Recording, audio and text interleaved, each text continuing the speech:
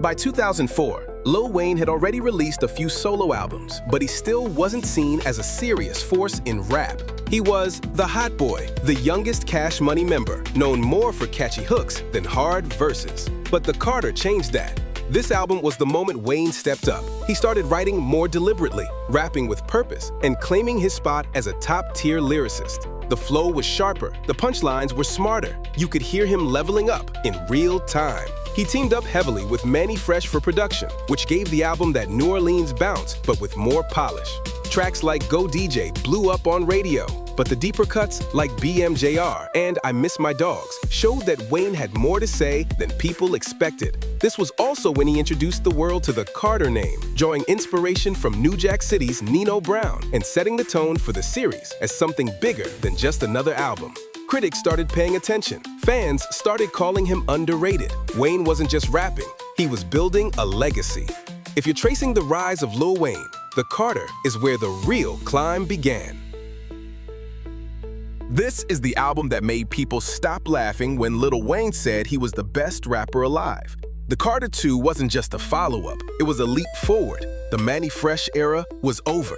Wayne handled most of the album without his longtime producer, and the production team expanded to include Heat Makers, Cool and Dre, and The Runners.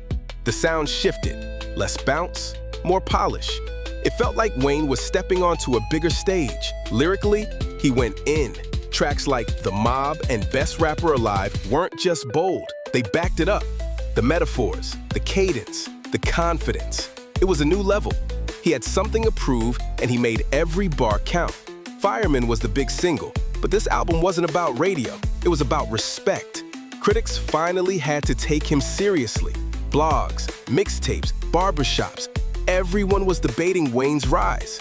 And with The Carter 2, it became hard to argue against it. He dropped most of the features and carried the weight himself. The only real guest verses came from the Birdman camp. It was Wayne's show, and he ran with it. Looking back, this is one of the cleanest, sharpest rap performances of the 2000s. The Carter 2 didn't just continue the story, it flipped the whole script.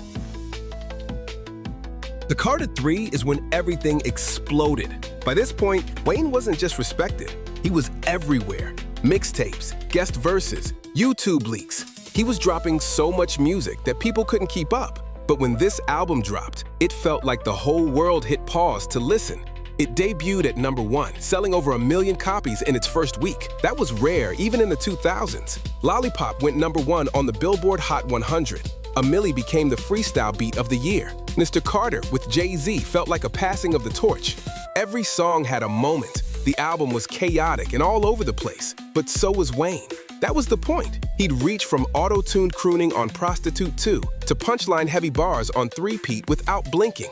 His voice cracked, his words slurred, but somehow, it worked. This was peak Wayne. He was a superstar, but still unpredictable, still weird, still saying things no one else could pull off. It won Best Rap Album at the Grammys and proved that mixtape legends could cross over without watering it down.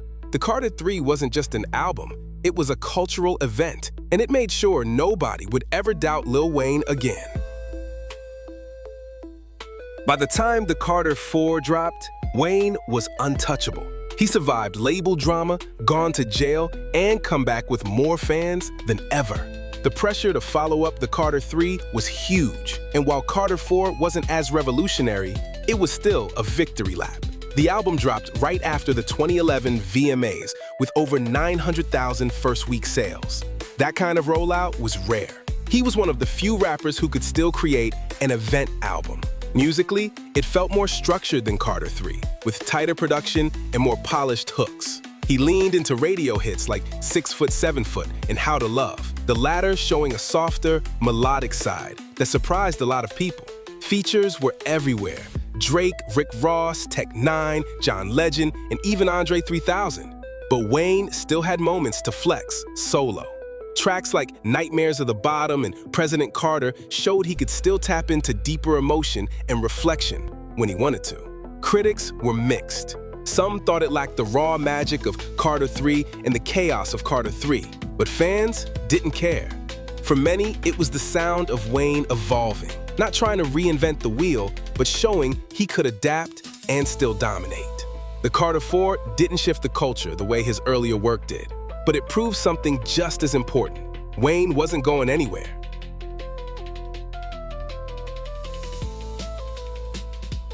This wasn't just an album. It was a release from purgatory. The Carter 5 was delayed for years, caught in the crossfire of Wayne's legal battle with Birdman and Cash Money Records.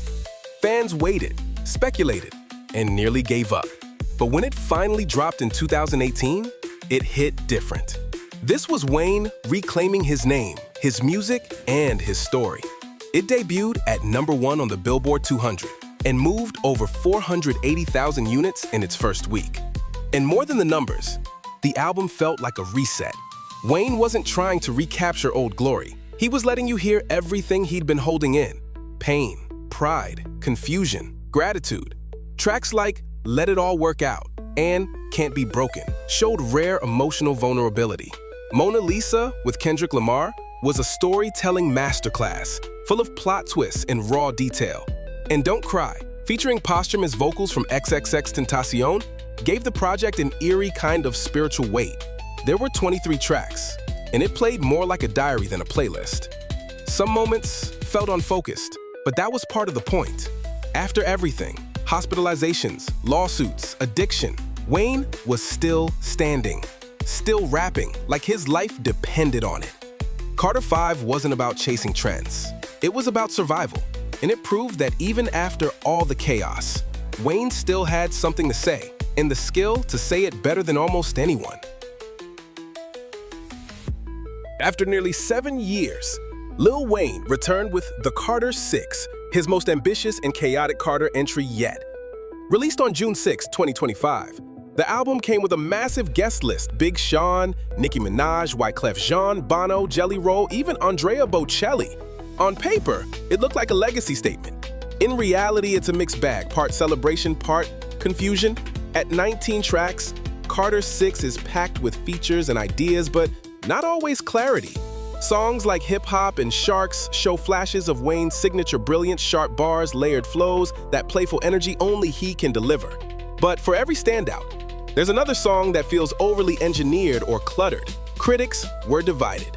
Some praised the production choices, the global scope, and Wayne's willingness to experiment. Others felt it was too unfocused, calling it calculated and uninspired. The Pitchfork review was brutal. Even longtime fans noted the lack of a clear theme or center, unlike the hunger of Carter 1 or the dominance of Carter 3. Commercially, it had a soft landing. The album debuted at #2 on the Billboard 200 with around 108,000 units, Wayne's lowest Carter debut yet.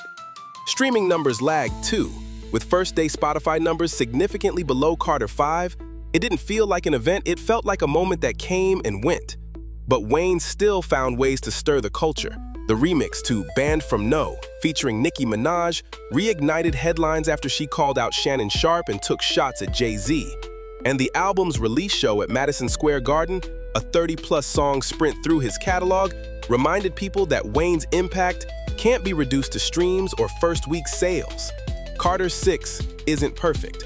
It's not as cohesive or urgent as his best work, but it's still Wayne doing what he's always done. Trying things, collaborating widely, refusing to disappear. At this point, he doesn't need to prove anything, he just keeps going. That's Carter 6, a legacy chapter more than a comeback. What'd you think? Drop a comment below and let us know if you think Wayne still has one more classic in him. And if you liked this breakdown, hit like, subscribe, and stay tuned. We're covering the whole story, one album at a time.